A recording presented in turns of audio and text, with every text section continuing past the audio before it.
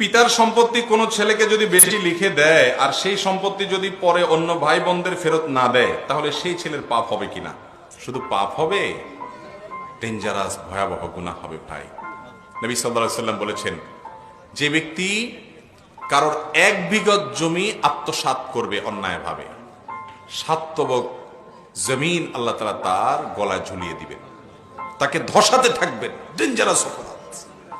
আপনার বাবা অন্যায় করেছেন, ভুল করেছেন, ভাই বোনদেরকে যার যতটুকু হিস্সা কোরআনে দেওয়া, সব ভাইকে সমান দেওয়ার কথা ছিল, সব বোনকে সমান দেওয়ার কথা ছিল, উনি বেশ কম করে দিয়ে গেছে, আপনি সেটা নিতে পারেন না, তিনি অন্যায় করেছেন।